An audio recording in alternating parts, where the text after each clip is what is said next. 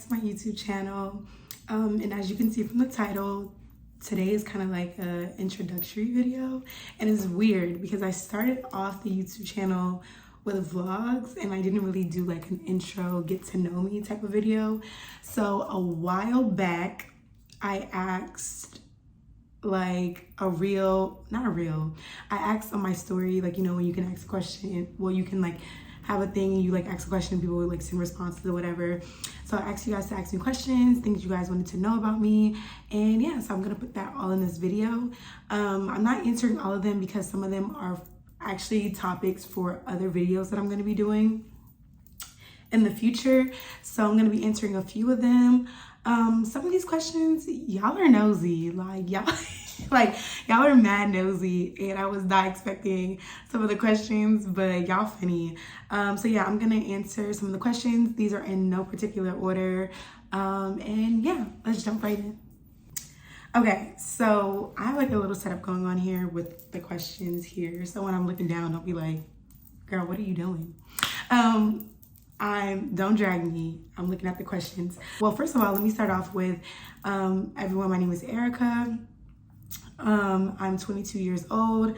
I am from New Jersey and I currently live in New Jersey. And yeah, that's a little bit about me, like a little background first. Oh yeah, and I'm a Gemini. My birthday is May 27th. So if you're a Gemini out there, I love you. We're soulmates and we're the greatest sign of them all, in period. What are your top 3 favorite music artists right now? Okay, so I feel like this definitely fluctuates, but for the past, I would say like year, like this first artist is like someone that I really connected with. Actually, no, I'm gonna say more than a year because I actually found out about this artist right before the pandemic, and then like she kind of carried me throughout the pandemic. Her name is Raveena. I am in love with Raveena, so if you know who that is, she's such a great artist. I wouldn't even know what genre like she is. I would like to say like R&B. I don't even think it's R&B, no. I think it's just like neo soul. It kind of get, not even neo soul. I don't even know what you would classify Raveena as, but like she is such a dope artist. I actually got to see her in concert. It was a graduation present and it was such a beautiful concert. I went with my best friend and we just had a blast, and she also does a live meditation during her concert, which was also really dope. So yeah, I just love Raveena. Yeah, my second favorite artist would have to be Snoh Aalegra. She is just, I feel like she just, every song she makes is like, dang girl, like, are we living the same life? Like, I feel like I live the same life as her. She's so beautiful, so gorgeous. I actually got to see her twice in concert, once with my other best friend who currently lives in Georgia. I flew out there and we saw her in Atlanta. And then the second time I was at a festival, Made in America, earlier this year. That was one of my vlogs, like when I was getting ready for that and going to that. And so yeah, I got to see her and she's phenomenal every time, always kills it. And the last artist, like right now, honestly, I'm not gonna hold y'all, Jack James. Jack James, like honestly, his voice, his music, I believe he's from like Europe, because like he has like an accent. Like I don't know if he's from London specifically, but I think he's from over there. And he is just dope. I found him by listening to like, you know, Apple Music has like when the artists like do covers and stuff like that. So he did a cover to End of Time, and then I found out he had an EP and I was just like, it just kept getting better and better. So I would say those are my top 3 favorite artists right now, like at the moment. Like I said, it definitely does fluctuate because I'm always finding new artists, finding new songs and new music. So yeah, but those are my top 3 right now.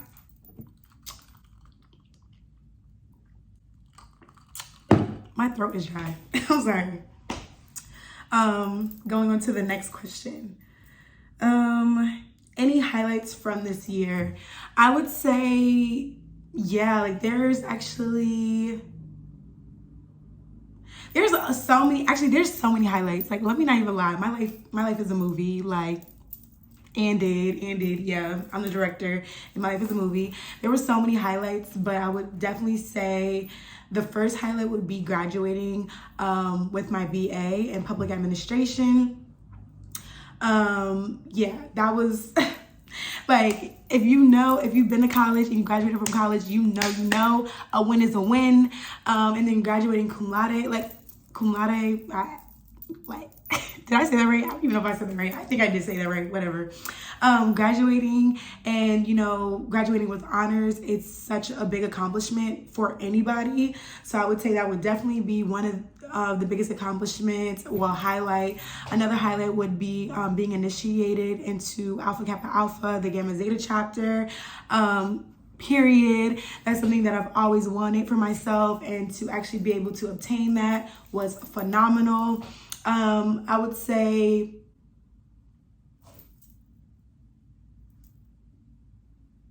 like I said, there's so many. Those are the ones I can think off the top of my head. Oh, moving out, getting my own apartment.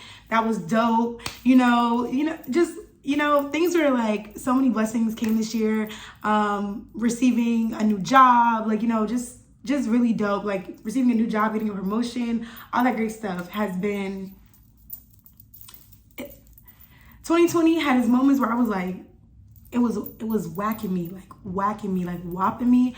But like, there was so many points in 2022 I was like, dang, like, I'm so blessed, I'm so grateful, and I'm so honored to be here. Like, I'm just happy to be here type vibe. But yeah, so 2022 was definitely a movie, and 2023, yeah, 2023 is gonna definitely be a vibe. So stay tuned for that. Some of these, like I said, some of these were a little nosy, a little. Okay.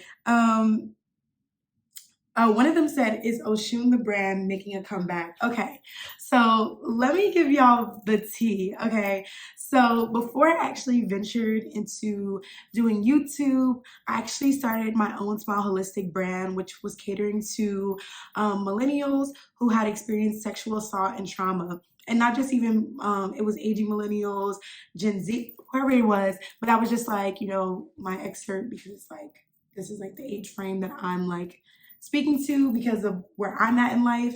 But anywho, so who had experienced sexual assault. I actually am a sexual assault survivor. So it was something that was very important to me. And at the time, Oshun the brand was just like an empire. Like, it wasn't just selling, because we would sell spiritual cleansing tools. So Palo Santo, sage, Florida water, incense, all great things that made you feel good, because I really wanted to make my brand a love letter to survivors and people who are still living and still breathing and still are ready to rewrite their story and not just allow what happened to them to be their story. So yeah, like, it was really such a good time, like going out to pop-up shops, speaking to people, mentorships, hosting workshops. I even did like a really big event called Love Day. That was actually supposed to be like an annual thing. It was such a great time. And I feel like it was definitely speaking to the first half of my life. And I'm not gonna lie, like, I feel like in life, we are always so hell-bent on trying to hold on to things, and we don't really understand or accept when it's time to let things go. And so, long story short, no, Oshun the brand is not making a comeback. Like I was saying, it's just that I feel like that was definitely for a period in my life where that was where I wanted to center my voice at. I wanted to center and cater to that voice in me that had been silenced for so long, that had been traumatized, that had just been like not feeling comfortable to speak. And I feel like during that time, I definitely connected with so many men and women and non-binary and all these great folks and individuals, and just like really hearing their stories and sharing my story and connected with them on so many deep levels. And I'm not gonna lie, it was a lot. It was a lot going out there every day and doing that work. And I still go out there every day and I do that work because, the healing and the growth and the continuation of life doesn't just stop when you're like, okay, I think I'm good. Like, no, it keeps going, and that will forever be in my heart. But no, it is not making a comeback. I'm really sad about it too, but it's not making a comeback, and I'm okay with it because I felt like I was holding myself back from my fullest potential by holding on to that brand and to that previous vision that my 15-year-old self had. Because immediately after the situation happened to me, I was like, I want to speak out against this. I want to be an advocate. I want to be there for other people. And so, yeah, like so that brand was literally the business model of a 15-year-old. So it was just like now being 22, it's just like I can't relate, you know, and it's not in a bad way, but it's just like I see so much more for myself than what happened to me. I see so much more for myself and I see so much more mentorship and so many more opportunities for me to be out there doing the work than with that brand. So, yeah. Okay. So, the next question is what what's something that makes you feel appreciated as a person? Okay.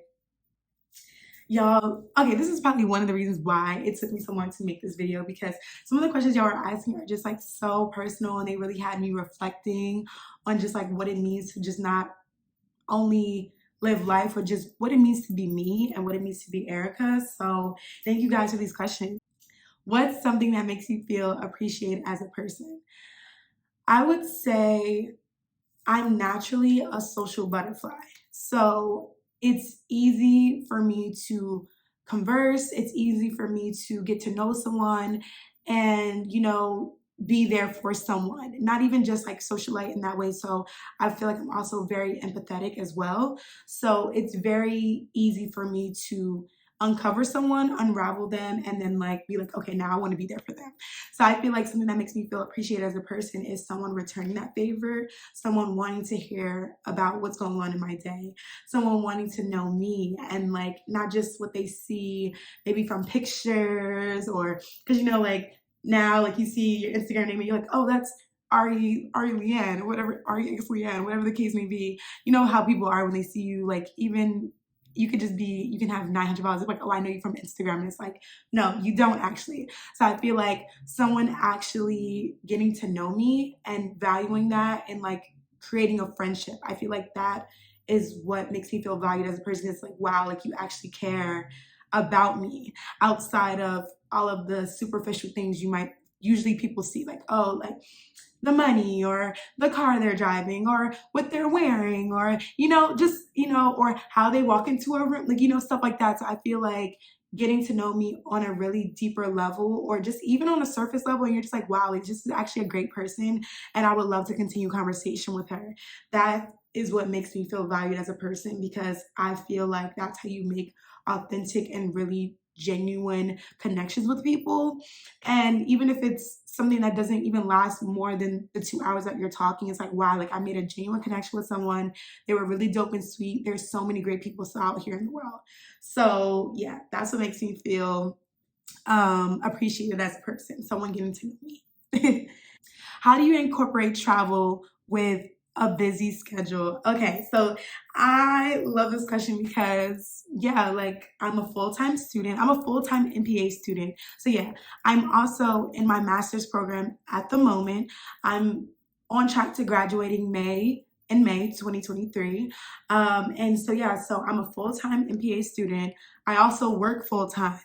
How do I incorporate travel? One, I work remote.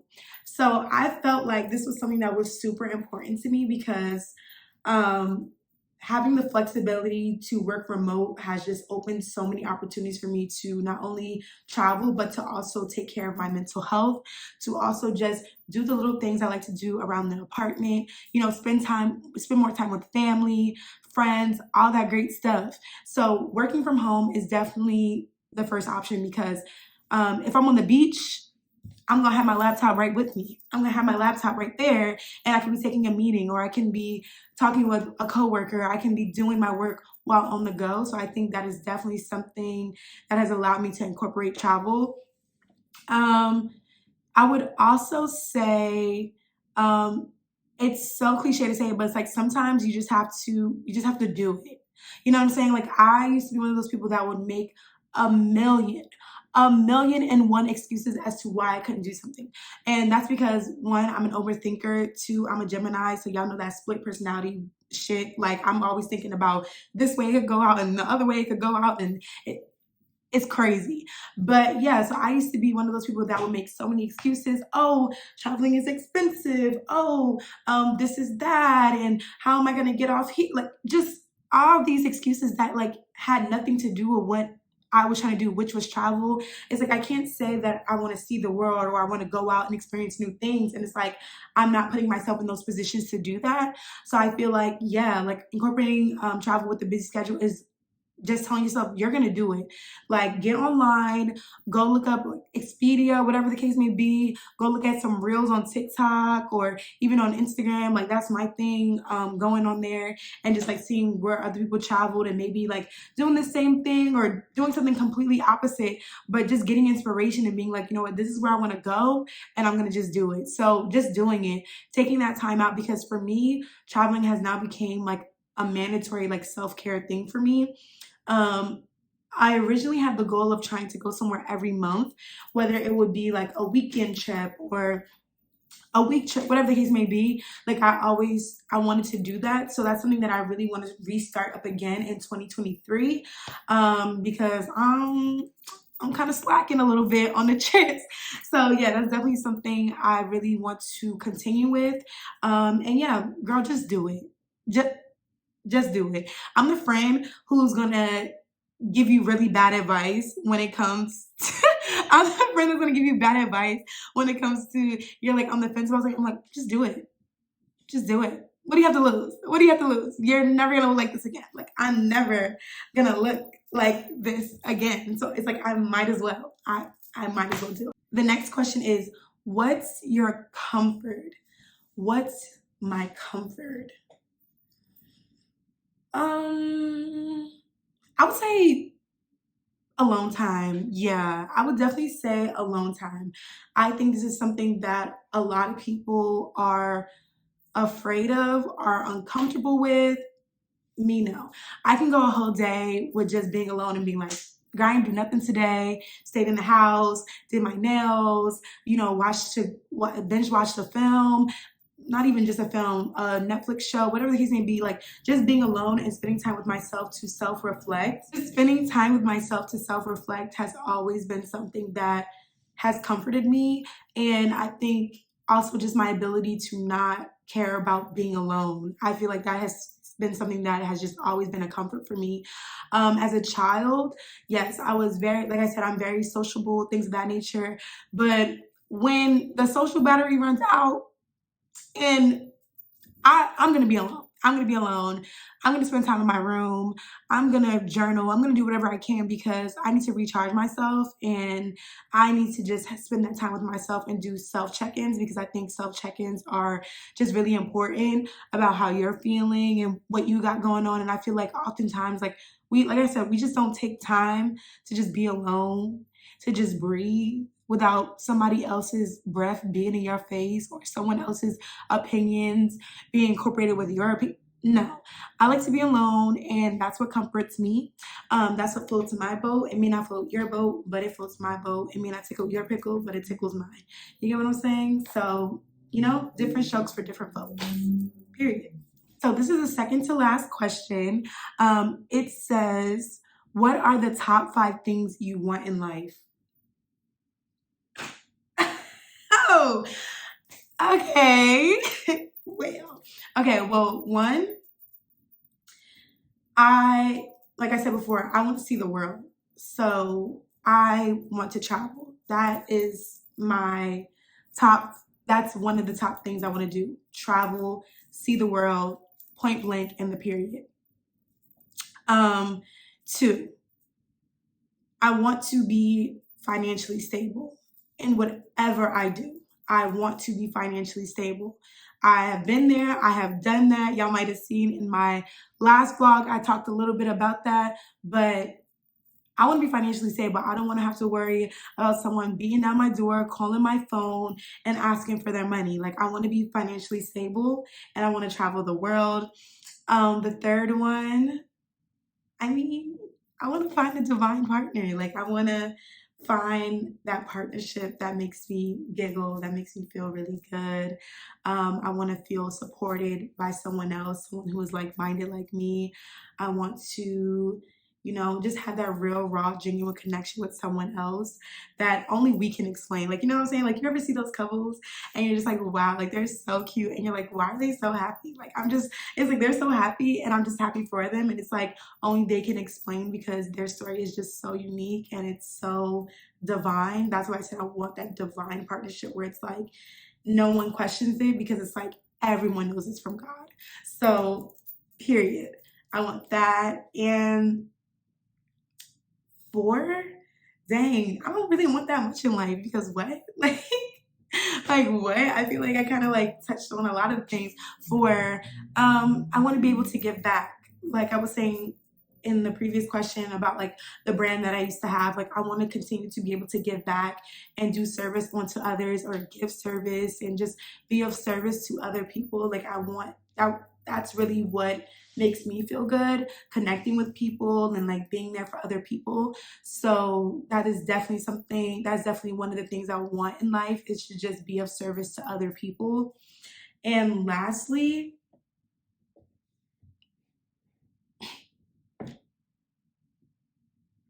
almost like what do I want? Like I feel like this is like a crazy thing. I guess in the now, I'm gonna say I want to own more. I feel like oftentimes we rent, we do a lot of things. So I want to eventually own my own house. I want to own my own things so I can have a legacy to give to, potentially if I have children, something to give to my children. So yeah, that's what I want. I want to be able to provide a legacy for my children. I want a divine partnership. I want to be service to all. I want to, what else did I say? I want to travel and I want that divine partnership. So, yeah. And that actually brings us to the last question, which is actually crazy. Someone said, are you in a relationship?